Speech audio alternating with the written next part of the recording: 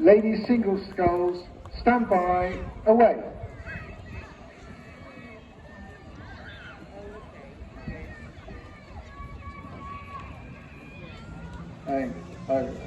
Several of these ladies have brought their camp followers with them. You can hear them screaming on the beach. I think the time to scream is when they go round for the second time, not for the first time. But out in the pink on the outside is Amanda Williams, then we've got Rachel Palmer, then Kat Miller. And I'll hand over to the senior commentator this afternoon to pick up from there, because he's got a team sheet and he'll be able to tell you what's happening. Indeed, as Steve identified, the optimum course now from the three more experienced rowers in the fleet, they've all opted to go in clear water outside the boats. There's little or no tide running now, and the other boats though are going in amongst the moored boats, so they'll have to navigate. You've got Rennie Patty in there, you've got Kate Nichols in there. Just as a matter of interest, Rachel has won this cup for the last 6 years. Before that it was Amanda, before that it was Sarah Free, Harriet Langworthy, and then Amanda again. Amanda's got a cup on a goodly number of times, so we've got some past winners in the race as well as new blood.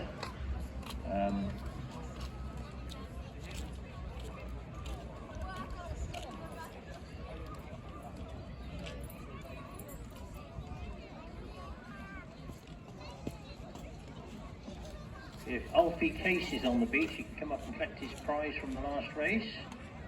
Alfie Case. So meanwhile, going up the harbour, we've got, it looks to me like Rachel is still holding off the advances of Kat Miller, but I think it's going to be a close race. She's going to spin it now. There's a good clean buoy. Really going a little bit wider. Well, that's interesting. Rachel's decided to go across towards the moored boat. She's doing the middle course there. She's not going to go in amongst the moorings, I suspect, but she does think there's an advantage of a little bit less tide there where she is. And that's Renee in second. Sarah Luxton in third place. There is, I think Rennie gave her all to be at the top buoy first. It's always a bit of a gamble, this, as to where you put your big effort in. Rennie obviously put hers in on the first leg. She's now being challenged by Sarah Luxton. You've got Amanda, who's just pulled through Kat Miller there. So Amanda in fourth place, Kat Miller in fifth. Then in boat two, we've got Kate Nichols going well. Sophie Asher. And at the moment, bringing up the rear, Sarah Field, but she's not for that far behind.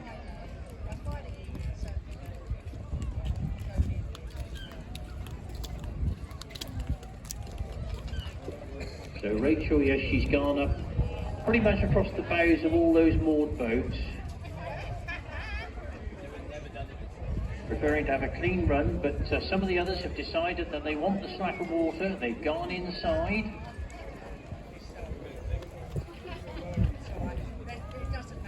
Now Sarah Luxton, who we thought had pulled through into second to the boys and the girls under 11 races, 11 and under races at the end of this programme, be much kinder conditions for them. But meanwhile, here comes Rachel.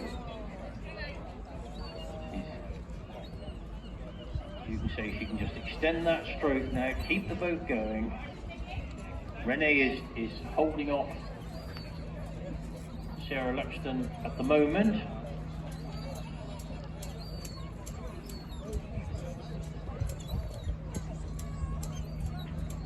But Amanda Overly's putting in a spurt. She wants a bit of the action. She's challenging for third place now.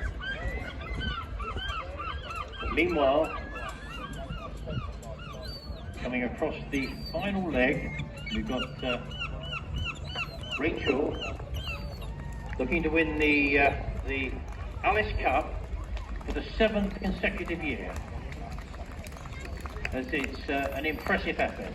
And that is Rachel across the line now.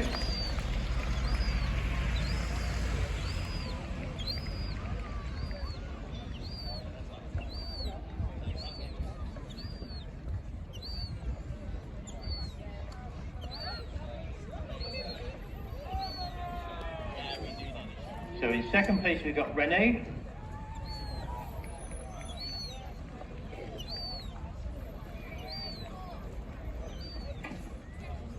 And Amanda has indeed got through into third.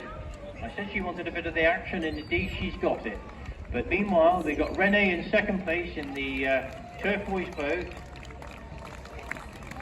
And that's Renee, she's not across, she's across the line now. Well done, Renee. Second place. Very good performance. In third place, Amanda Williams, one of our former Alice Cup winners, now across the line. In fourth place, we've got Sarah Luxton. In fifth place, we've got Sophie Asher.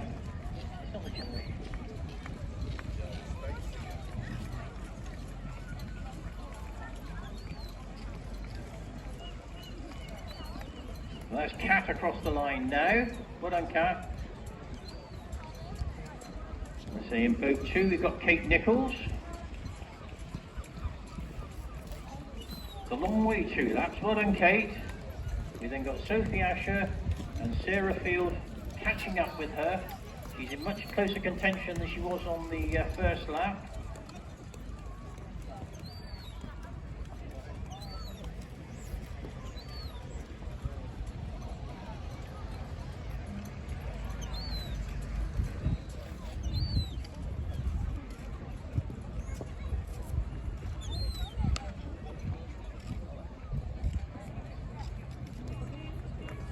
So we've got Sophie coming up across the line,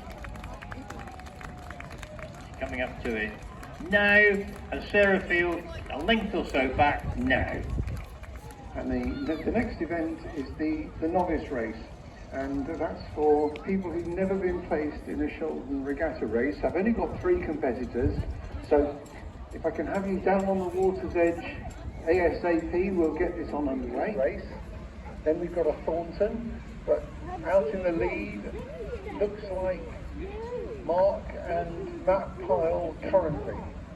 I mean, Mark has been commentating all afternoon, and we've given him time off to go out and play, but he's been watching how the tide has been and the current has been changing all afternoon.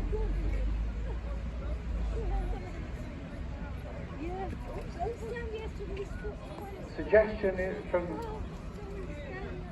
is that Clary might be ahead of Mark, but then somebody else says Clary probably hasn't got 2 laps left in him. That's right, he can't hear me. I can say anything I like about these competitors. It's one of the beauties of being beachmaster and having a microphone. Is nobody on water can hear what I'm saying. Yeah, the 2 piles are going straight up the middle. I'm calling it that the piles are just in the lead, but until we go around the top mark, it won't become totally obvious.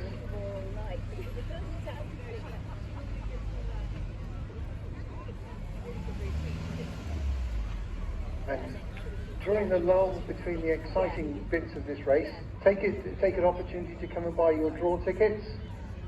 Chance to win £750 or that very splendid regatta dinghy. And then David and Peter Palmer, very late entrance to this race, but doing very well in 4th place.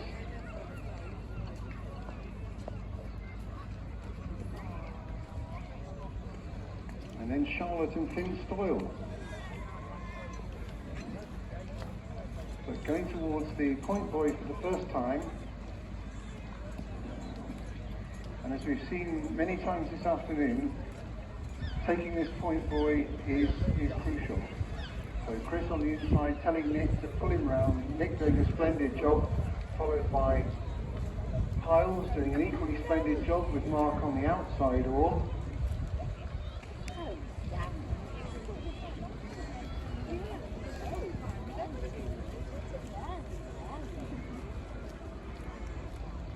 And then Guy and Murray. So the Clarences have probably got a 3-length lead over the Piles, and the Piles have probably got 5 lengths over the Hawkins. Then we've got Charlotte and Finn Stoyle.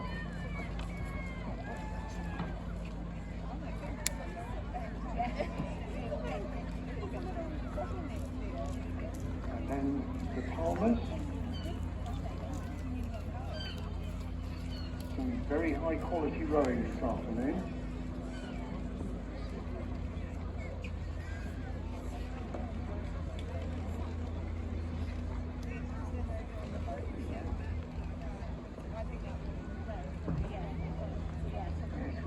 Whoever it was said Chris Clarence hadn't still got 2 laps in him. It looks like they're going to be proved wrong. Piles look as if they're beginning to flag a little bit as the Clarences come up to the top buoy for the final time.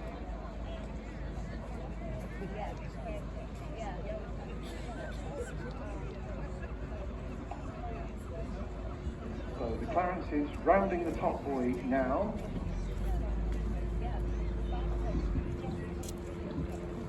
They've increased their lead over the Piles to a commanding about a 5-length lead. As I heard Mark say earlier on, it's a nice sight to see you've gone round that buoy for the last time.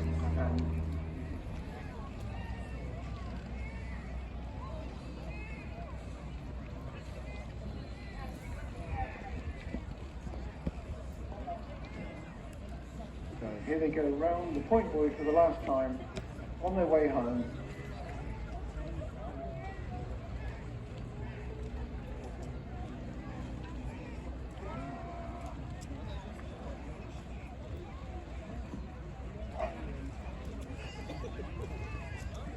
So here come the Clarences towards the finish line.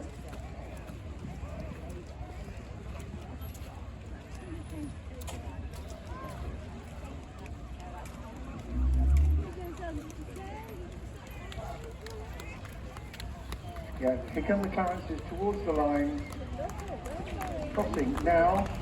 Yeah, those people who said that Chris hadn't got 2 laps in him should be made to eat their worms.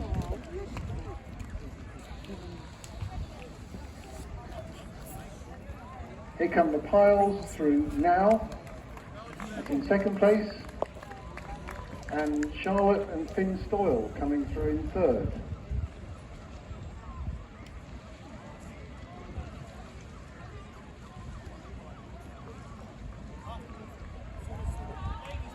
They're coming through the line now. In fourth place, there's David and Peter Palmer. Now, and we've got an interesting competition for the minor places. Boat 44, that's Guy and Murray Hawkins coming up towards the line. Through now. Next boat now.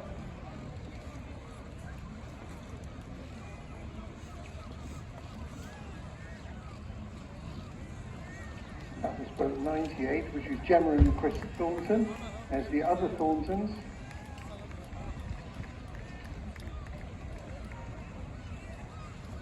Again, 19 boats on the water, and most of them finishing on the same leg. So that was a pretty neat piece of rowing.